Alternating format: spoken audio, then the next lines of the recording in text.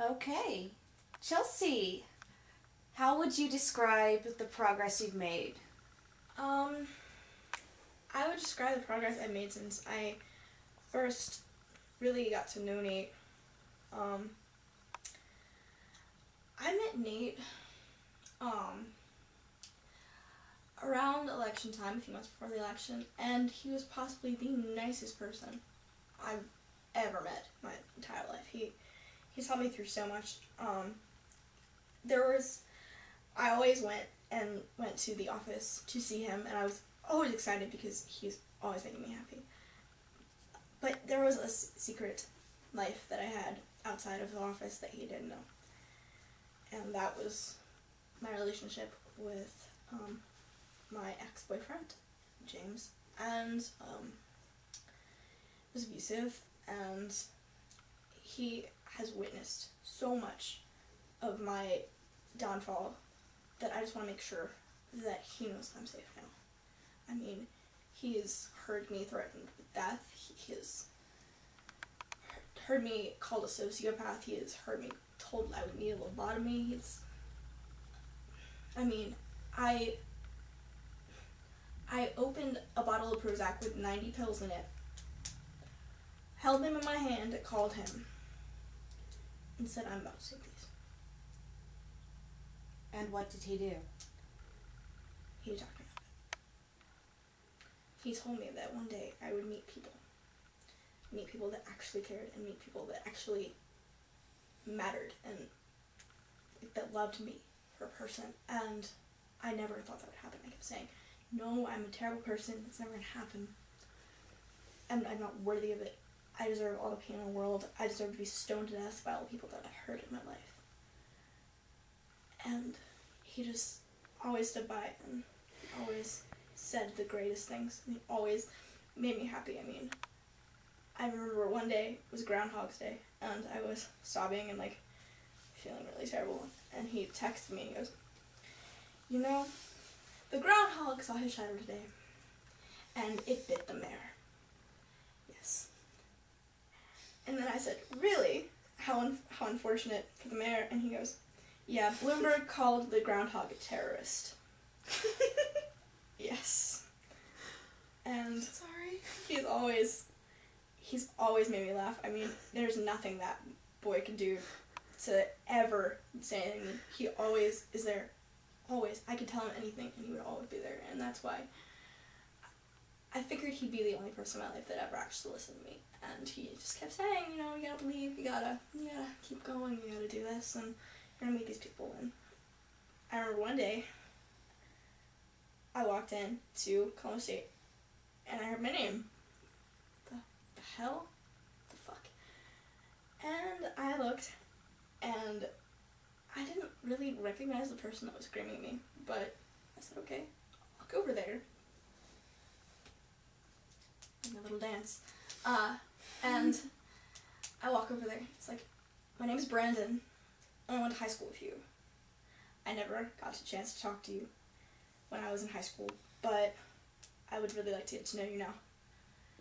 And then I noticed this girl clinging onto him for dear life, and she started talking, and she reminded me of another good friend of mine named Becca, and I just knew that we were going to hit it off. We're so much alike.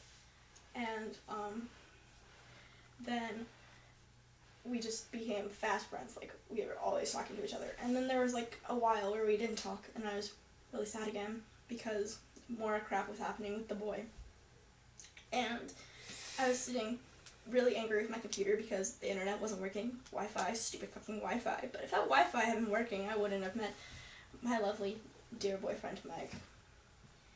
He looked at me, said, "You look bored. Want to come watch a movie?" And I said, "Sure." It was quite possibly the worst film I've ever seen in my life.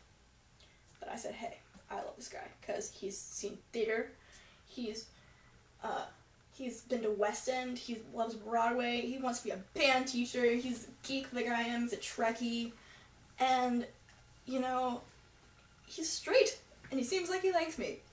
fucking awesome.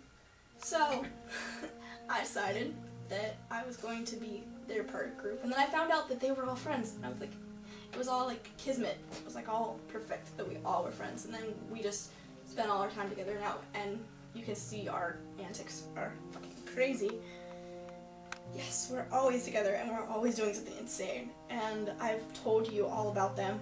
I've told Nate all about them, and he knows everything about everything. He's so happy, and I know that he'd be so proud of me because I actually believe that I deserve to be loved by these people, and I'm okay with it, and I'm safe with these people. I know that I am. Like, I never felt safe before because I lived in a house with a psychopath, but I love these people, and I would never change anything, and I don't think I could have done it without Nate. I don't think I could have done it without his help. I don't think I could have gotten out of bed. I think I would have taken those pills. I think I would have died. And this wouldn't have happened, and everything that's happened now wouldn't exist. So this is all really a tribute to him and to the people that care about me, being these 3 wonderful people that I have in my life. And I really wouldn't change anything about it, and I'm happy now, and I will always have you as the best part of my life, and I will always have them as the best parts of my life. I don't think that I would really have anything different, and you will be my dear companions for life. And yes, there's not only 3 friends. One today is not here. However, Becca. Yes. You've heard about her. Fago. He doesn't know that name, but it's Becca. She's called Fago because she only drinks Fago. Therefore, she's. Yes. And she is probably one of the first friends that you've probably ever met. That really cared about you and held on when no one else would. And had I not really known her, I wouldn't have met you in the first place, and you wouldn't have come over. Good, Becca. That's what happened. I'm getting out now. And there'll be more people that you'll meet. Possibly Jacob, and some other people that I go to school with. There's more of them, but these are probably the dearest of all the people that I have. And Thanks. I know, love you guys, and I want you to know that it's all good, and I'll be calling you, and we'll watch The Office and have a good time. I love you dearly, every single person in this room, and you, right there, in somewhere off in Chicagoland. Lemonade.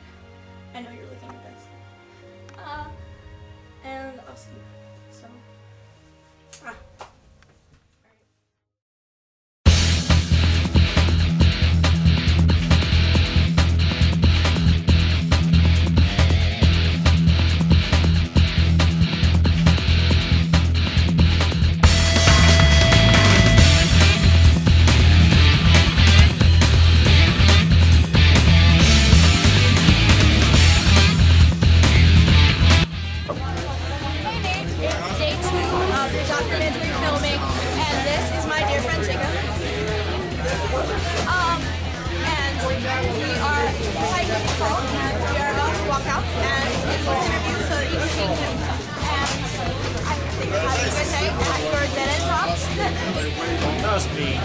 He really hates his job.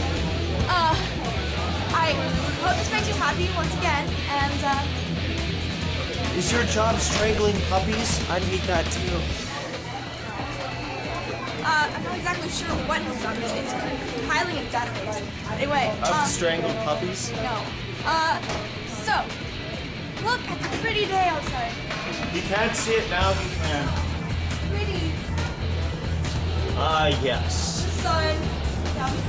Until the terrorist attack. Yes. And, I just wanted to have a good day, and, hope this makes you smile.